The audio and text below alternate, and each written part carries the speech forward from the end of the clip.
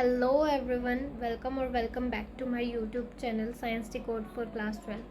So this is the video of the fourth chapter, which is carbon and its compound. So please go watch it. Carbon and its compound. सबसे पहले हमें ये देखना है कि जो कार्बन है उसका एटॉमिक नंबर 6 होता है, तो उसकी इलेक्ट्रॉनिक कॉन्फ़िगरेशन क्या होगी। पहले शेल में होंगे इलेक्ट्रॉन्स और फिर वैलेंस शेल में 4 बचेंगे। इसको अपना ऑक्टेट पूरा करने के लिए 4 इलेक्ट्रॉन चाहिए लास्ट शेल में, या फिर इसको अपना डबलेट पूरा करने के लिए 4 इलेक्ट्रॉन लूज़ करने पड़ेंगे। दोनों में से एक काम उसे करना पड़ेगा, या तो 4 इलेक्ट्रॉन देने पड़ेंगे या 4 इलेक्ट्रॉन लेने पड़ेंगे। अब हम देखते हैं वो सिचुएशन कि अगर वो गेन करता है 4 इलेक्ट्रॉन को। अगर if gain 4 electron, so it would be difficult for the nucleus with proton to hold the 10 electrons. मतलब जो हमारा न्यूक्लियस है उसमें हमें पता है कि न्यूक्लियॉन्स होते हैं और प्रोटॉन्स होते हैं, न्यूट्रॉन्स होते हैं और प्रोटॉन्स होते हैं। जितने नंबर ऑफ़ प्रोटॉन होते हैं उतने ही नंबर ऑफ़ इलेक्ट्रॉन होते हैं, ठीक है। लेकिन जब उसने वो 4 इलेक्ट्रॉन ले लिए तो अब वहाँ पे इलेक्ट्रॉन तो 10 हो गए, लेकिन अभी प्रोटॉन तो 6 ही हैं। तो वो उन 6 प्रोटॉन के लिए उन 10 इलेक्ट्रॉन्स को संभालना it will be very difficult. So वो अब ले तो नहीं सकता है। सेकेंड कंडीशन अगर हम देखें कि वो लूज़ कर दे 4 इलेक्ट्रॉन, अगर वो 4 इलेक्ट्रॉन लूज़ करना, इसके लिए हमें बहुत ह्यूज अमाउंट ऑफ एनर्जी चाहिए होती है, which is not practically possible कि हम उसे दे सकें। तो इस बात का सॉल्यूशन क्या है कि जो हमारा कार्बन है वो एक कोवलेंट बॉन्ड बनाता है। कोवलेंट बॉन्ड अब क्या होता है, वो अपने वैलेंस इलेक्ट्रॉन को शेयर करता है, लेने या देने की बजाय उसे वो शेयर करता है। जैसे मैं आपको एक एग्जांपल देती हूँ कि देयर आर 2 फ्रेंड्स, ठीक है, जिसमें से एक बुक लेके आया है और एक बुक लेके नहीं आया है। तो वो अगर अपनी बुक उसको देगा स्कूल में, तो वो खुद क्या पढ़ेगा, और अगर वो अपने पास रखेगा तो वो दोस्त के साथ बिट्रेयल होगा। तो वो क्या करेगा, उस बुक को बीच में रख देगा और अब उस बुक से दोनों लोग पढ़ सकते हैं। So same thing happens with the covalent bond. वो अपने इलेक्ट्रॉन लेने या देने की बजाय उन्हें शेयर करता है। So there are multiple kind of covalent bond. हमारे पास 3 होती हैं, सिंगल, डबल और ट्रिपल। सिंगल बॉन्ड में जब बीच में एक इलेक्ट्रॉन शेयर हो, ठीक है, वो अपना इलेक्ट्रॉन शेयर करे और क्या बन जाए, वहाँ पर सिंगल कोवलेंट बॉन्ड बन जाए। मतलब एक इलेक्ट्रॉन इसने दिया, एक इलेक्ट्रॉन इसने दिया, तो उन दोनों के वजह से जो सिंगल कोवलेंट बॉन्ड बनती है। उसके बाद है डबल कोवलेंट बॉन्ड में क्या होता है, हम दो इलेक्ट्रॉन इस एटम के, 2 इलेक्ट्रॉन इस एटम के, 2 और उससे फिर 4 से क्या बनती है, हमारी डबल बॉन्ड बनती है। ट्रिपल बॉन्ड में क्या होता है, सेम ऐसे ही 3 इस एटम से, 3 इस एटम से, और उसकी वजह से ट्रिपल कोवलेंट बॉन्ड बनती है। जो हमारी कोवलेंट बॉन्ड होती है ना, वो जनरली पुअर कंडक्टर होती हैं इलेक्ट्रिसिटी की, क्योंकि उनमें कोई चार्ज पार्टिकल ही नहीं होता। अब मान लो मैंने अपना इलेक्ट्रॉन किसी को नहीं दिया, तो मेरे पास तो पॉजिटिव चार्ज नहीं आया, दूसरे को इलेक्ट्रॉन नहीं मिला तो उसके पास भी नेगेटिव चार्ज नहीं आया। तो इसकी वजह से आयंस तो है ही नहीं वहाँ पे, चार्ज पार्टिकल्स तो है ही नहीं। सो दैट्स वाई वो पुअर कंडक्टर होते हैं इलेक्ट्रिसिटी के। अब कार्बन के डिफरेंट एलोट्रोप्स होते हैं, ठीक है। अब एलोट्रोप्स का मतलब क्या होता है कि उनके अंदर सेम एटम्स हैं बट वो डिफरेंट तरह से जुड़े हुए हैं आपस में, ठीक है। कार्बन के क्या क्या एलोट्रोप्स हैं, एक डायमंड और ग्रेफाइट। डायमंड के अंदर जो कार्बन एटम है वो बॉन्ड होता है 4 अनदर कार्बन एटम के साथ, जिससे वो 3 डायमेंशनल स्ट्रक्चर बनाता है। जो हमारा डायमंड है वो हार्डेस्ट सब्सटेंस नोन है, मतलब सबसे हार्ड सब्सटेंस जो माना गया आज तक का, वो क्या है, diamond. Can be extracted from the pure carbon by high temperature और प्रेशर। प्योर कार्बन से हम उसे हाई टेम्परेचर और प्रेशर से बना सकते हैं या निकाल सकते हैं। जो हमारा ग्रेफाइट है, ग्रेफाइट क्या होता है, जैसे हम जो पेंसिल यूज़ करते हैं, इफ़ यू हैव सीन, उसके बीच में जो लिड होती है वो ग्रेफाइट की होती है। जो हर एक कार्बन एटम है वो 3 अनदर कार्बन एटम से जुड़ा हुआ होता है, जो हेक्सागोनल एरे एक शेप बनाता है, ठीक है। स्मूथ और स्लिपरी होता है और ये बहुत अच्छा कंडक्टर होता है इलेक्ट्रिसिटी का।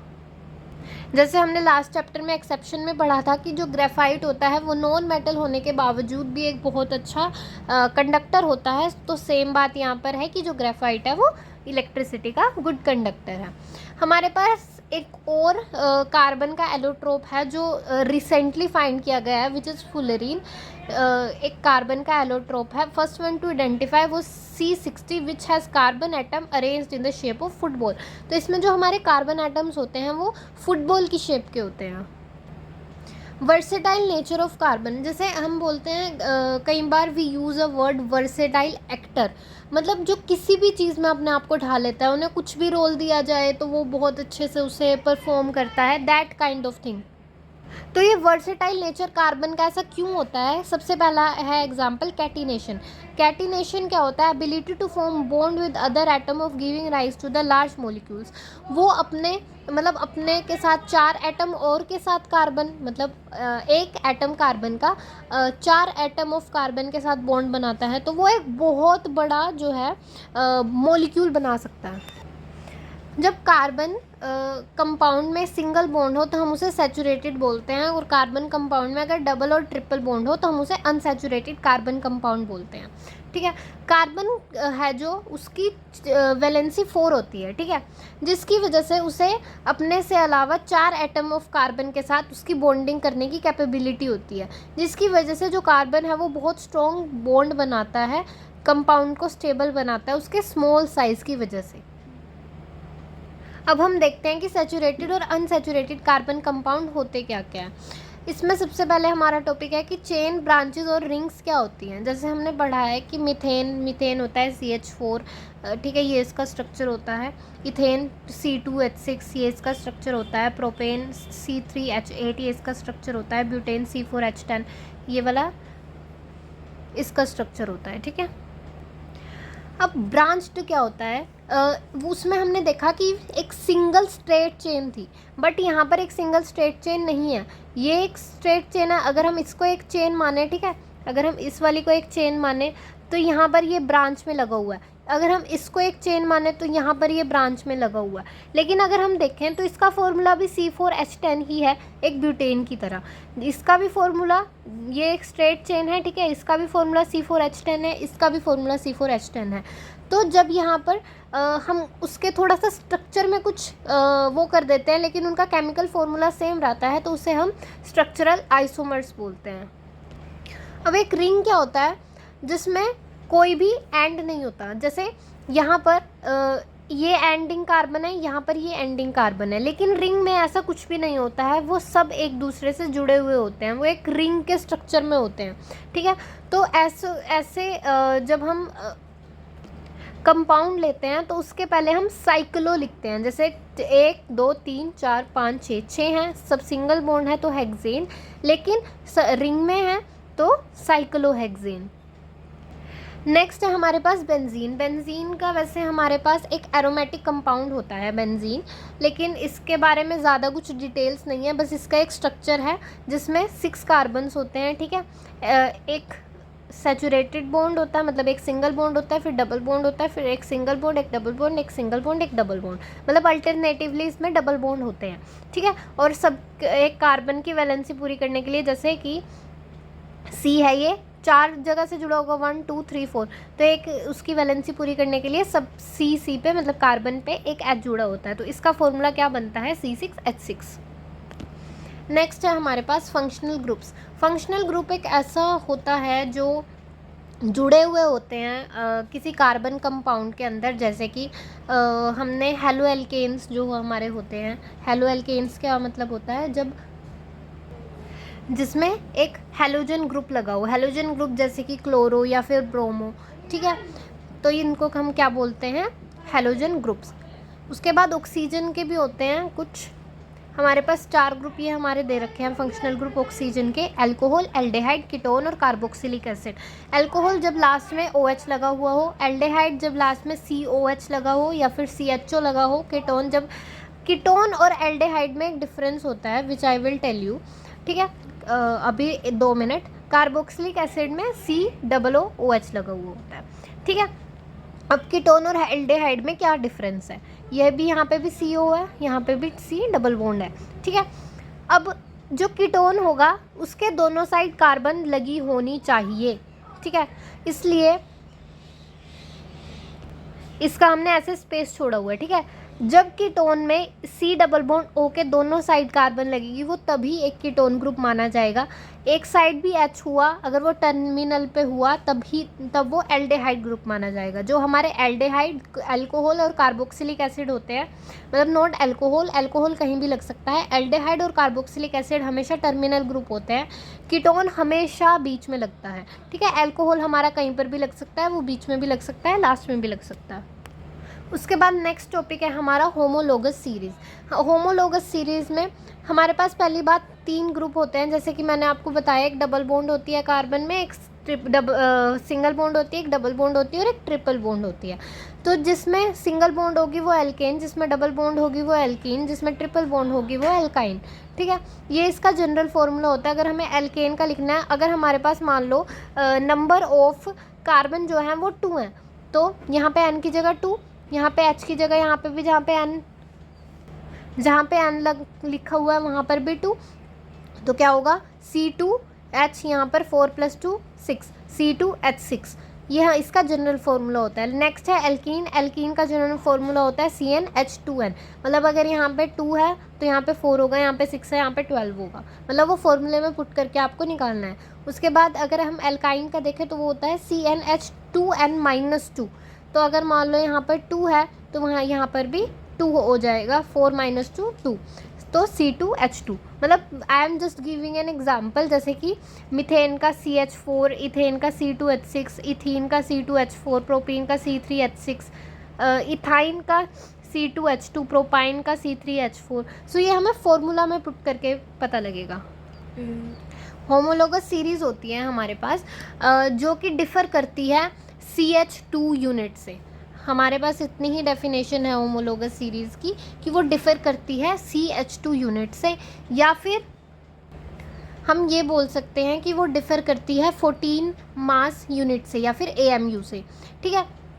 वो कैसे कि मान लो हमने बस इसका मास निकाल लिया, C का होता है 12, H2 का हो जाएगा 2 और वो 14 हो जाएगा, तो हमने बस उसको वैसे फाइंड किया। अब नेक्स्ट हमारे पास बहुत इंपॉर्टेंट टॉपिक है जो कि आता ही है ऑलमोस्ट एग्जाम में, that is nomenclature of the carbon atom, ठीक है। सबसे पहले हमें क्या करना होता है नोमेनक्लेचर के लिए? नोमेनक्लेचर मतलब क्या होता है? सबसे पहले किसी कार्बन कंपाउंड का नेम हम कैसे राइट कर सकते हैं। सबसे पहले आइडेंटिफाई नंबर ऑफ कार्बन, कितने उसमें नंबर ऑफ कार्बन है। जैसे कि अगर उसमें नंबर ऑफ कार्बन होंगे 1, ठीक है, तो उसके लिए यूज़ होगा मैथ। अगर उसमें नंबर ऑफ कार्बन होंगे 2 तो उसके लिए यूज़ होगा एथ। अगर उसमें नंबर ऑफ कार्बन होंगे 3 तो उसके लिए होगा प्रोप, 4 के लिए ब्यूट, 5 के लिए पेंट। तो ऐसे हमारे कितने नंबर ऑफ कार्बन है, सबसे पहले स्टेप हमारा वही होता है। अगर फंक्शनल ग्रुप उसमें लगा हुआ हो तो indicated in the name of compound with suffix और प्रीफिक्स, उसके लिए हमारे सफिक्स या फिर प्रीफिक्स वर्ड यूज़ होते। मतलब सफिक्स मतलब उस नेम से पहले लगना और प्रीफिक्स मतलब उस नेम के बाद लगना, ठीक है। और शायद मैंने उल्टा बोल दिया, ठीक है। सो प्रीफिक्स मतलब पहले लगना, सफिक्स मतलब बाद में लगना, ठीक है। अगर फंक्शनल ग्रुप सफिक्स होगा और वो एंड होगा वोवल के साथ, फाइनल ई के साथ, इज़ बीइंग डिलीटेड। जैसे कि मैं आपको एक एग्जांपल देती हूँ कि जैसे कि प्रोपेन हमारे पास एक एग्जांपल है, ठीक है। तो प्रोपेन के लास्ट में ई आता है, लेकिन उसमें हमारा कीटोन ग्रुप भी लगा हुआ है, तो हमें उसके लिए ओन लिखना पड़ेगा। लेकिन सबसे पहले हमें जो लास्ट में प्रोपेन के ई आता है उसको पहले कट करना पड़ेगा और उसकी जगह वो ओन लगेगा। जैसे सिंगल बॉन्ड के लिए हमें पता है हम एन लगाते हैं लास्ट में, डबल बॉन्ड के लिए इन लगाते हैं और ट्रिपल बॉन्ड के लिए आइन लगाते हैं। नेक्स्ट है हमारे पास कि हम क्या यूज़ करते हैं, प्रीफिक्स या फिर सफिक्स। जब हमारा हेलो एल्केन होगा तो हम उसके लिए प्रीफिक्स यूज़ करेंगे, मतलब वो नाम से पहले लगेगा, जैसे कि क्लोरोब्यूटेन, ब्रोमोप्रोपेन, ऐसे। अल्कोहल होगा तो हमारा लास्ट में लगेगा, जैसे कि इथेनॉल, प्रोपेनॉल। एल्डिहाइड होगा तो भी हमारा लास्ट में लगेगा, जैसे कि इथेनल या फिर ब्यूटेनल। कीटोन के लिए जैसे हमने अभी देखा कि प्रोपेनोन, तो लास्ट में लगेगा ओन। कार्बोक्सिलिक एसिड के लिए लगता है ओइक एसिड, जैसे कि मिथेनोइक एसिड या फिर प्रोपेनोइक एसिड। नेक्स्ट हमारे पास है कि कार्बन कंपाउंड की केमिकल प्रॉपर्टीज़ क्या होती हैं, ठीक है। जैसे कि कंबशन सबसे पहले क्या होता है, कंबशन का मतलब होता है किसी को भी ऑक्सीजन की प्रेजेंस में जब हम हीट करते हैं तो उस प्रोसेस को कंबशन बोलते हैं, ठीक है।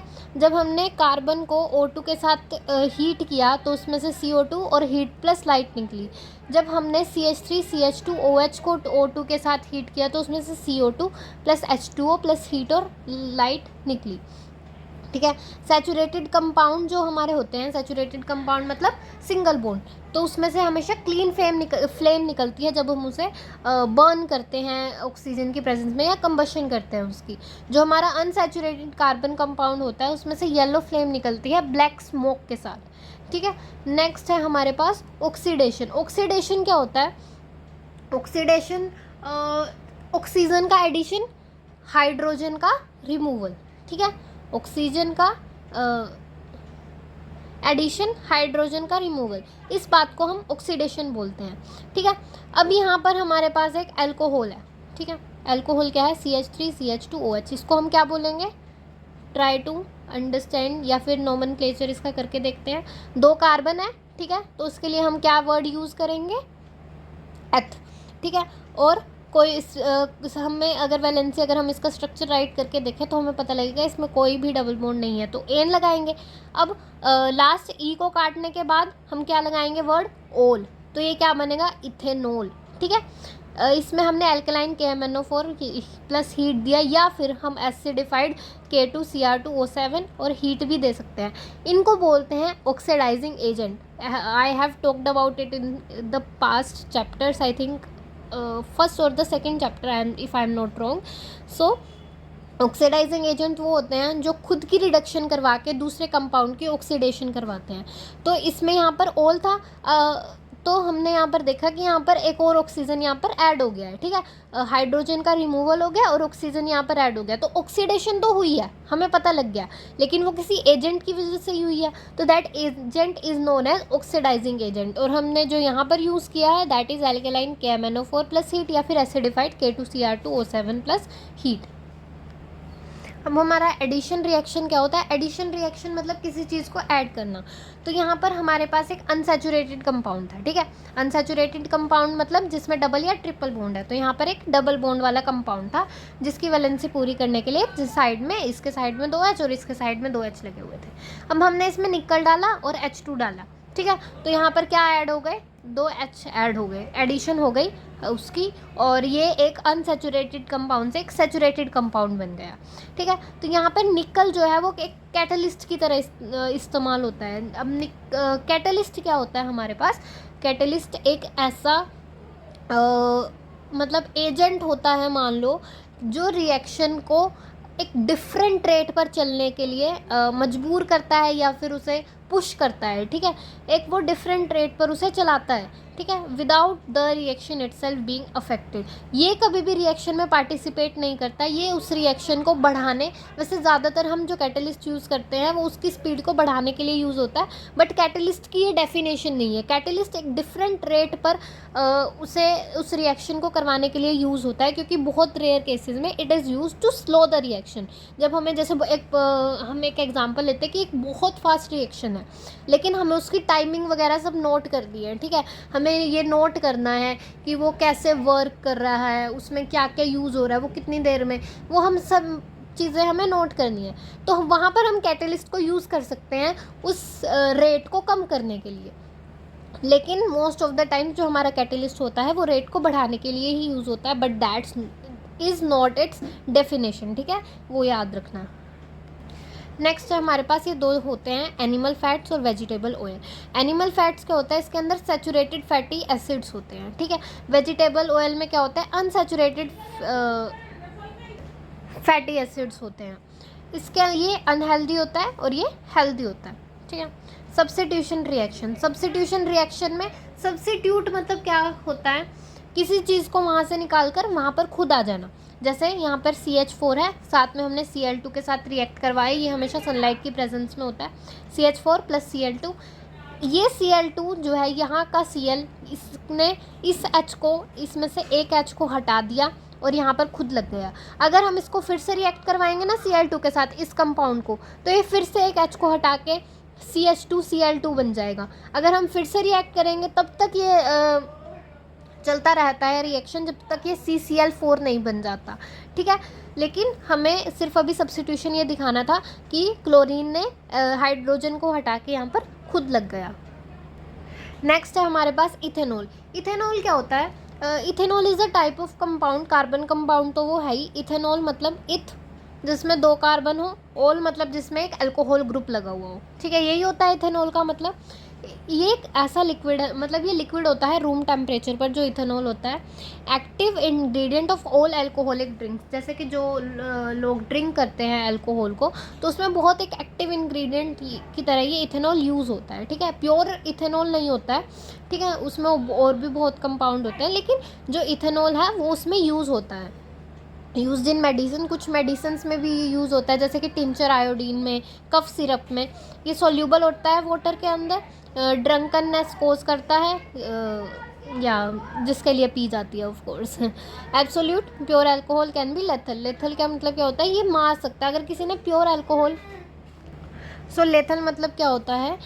जब भी जो प्योर अल्कोहल होता है, बिल्कुल मतलब 100% इथेनॉल होता है, अगर वो कोई ड्रिंक कर लेता है ना, तो उसकी जान भी जा सकती है। अब हम इसके अलग अलग रिएक्शंस देखते हैं। अगर हम इसका सोडियम के साथ रिएक्शन करवाएं तो इससे क्या बनता है? सोडियम इथोक्साइड और रिलीज़ होता है H2।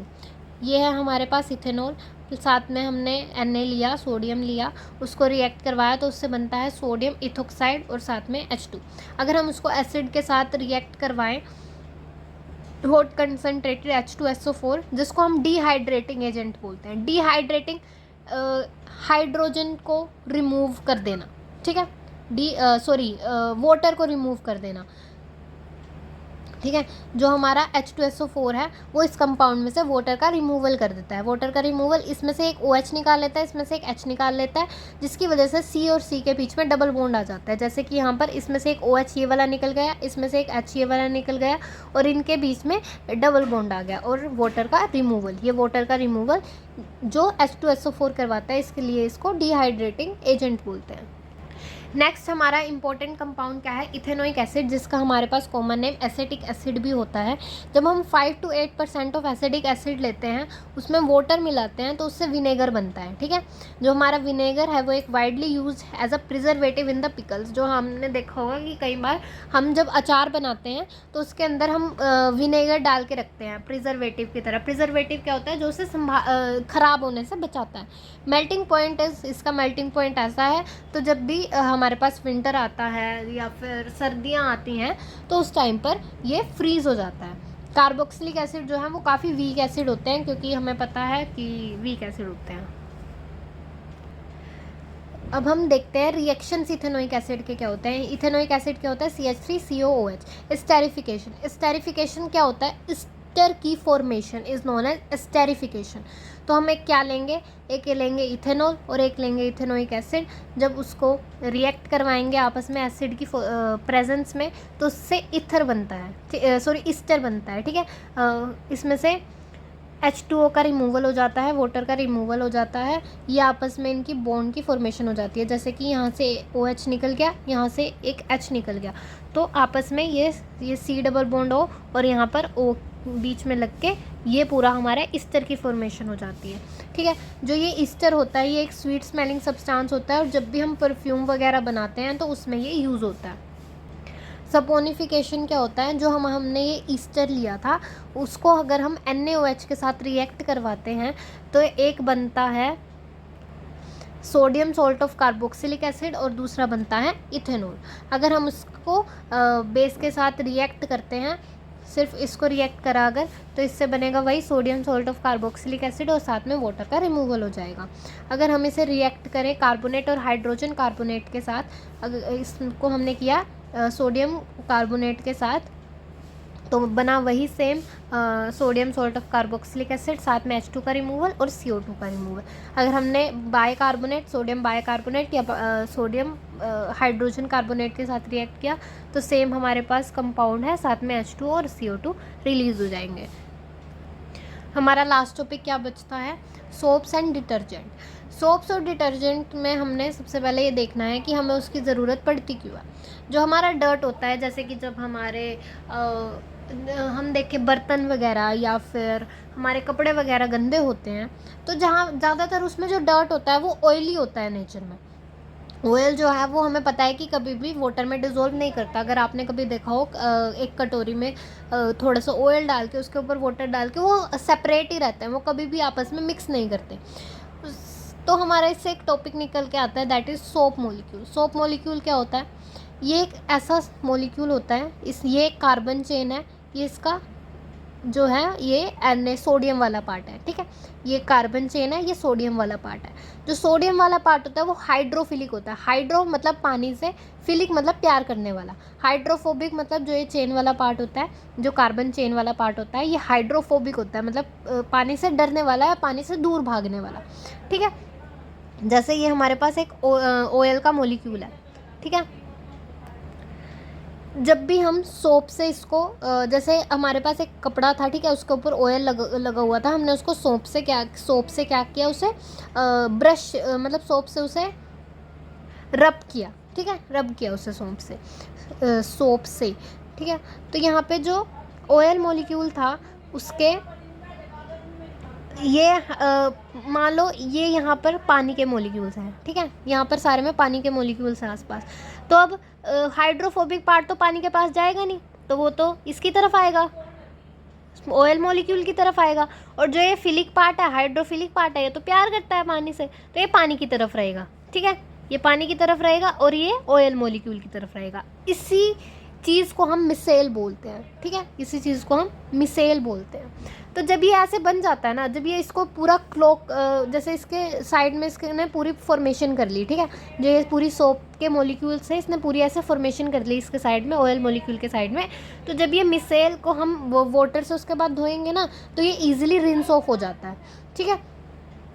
अब जो सोप मिसेल होते हैं वो बहुत ही large enough to scatter light, and soap solution appear cloudy. मतलब वो इतने बड़े होते हैं कि उसमें से जो लाइट है वो आर पार हो सके, वो लाइट को स्कैटर कर सके। इसकी वजह से जो हमें सोप सोल्यूशन है वो हमेशा क्लाउडी दिखता है, ठीक है। अब हमारा जो हार्ड वाटर होता है उसके अंदर कैल्शियम होती है और मैग्नीशियम होता है, ठीक है। जो हार्ड वाटर होता है हमारे पास उसके अंदर कैल्शियम होता है और मैग्नीशियम होता है। तो जब कैल्शियम और मैग्नीशियम सोप के साथ रिएक्ट करते हैं ना, तो वो एक कंपाउंड की फॉर्मेशन करते हैं, दैट इज़ कॉल्ड स्कम, ठीक है। तो वो फोम बनाने की बजाय वो स्कम बनाते हैं, जिसकी वजह से फोम बहुत लेस प्रोड्यूस होती है। तो हमारे कपड़े अच्छे से नहीं धुलते और हमारे कपड़े गंदे रह जाते हैं। तो इसका एक सॉल्यूशन क्या है? इसका सॉल्यूशन है हमारे पास डिटर्जेंट जब रिएक्ट करते हैं उस हार्ड वाटर में, ठीक है, कैल्शियम और मैग्नीशियम के साथ, तो वो स्कम की फॉर्मेशन नहीं करते। तो वो जब हार्ड वाटर होते हैं तब भी इफ़ेक्टिवली वर्क करते हैं और फोम ज़्यादा प्रोड्यूस करते हैं, जिसकी वजह से जो हमारे कपड़े हैं वो अच्छे से धुल जाते हैं, वो गंदे नहीं रहते हैं, वो साफ़ हो जाते हैं। तो जब हमारा सोप वर्क नहीं करता है, so we go for the second option, that is detergent. So this was about today's video. If it was helpful, please do like, share, comment and subscribe to the channel. Thank you. Bye.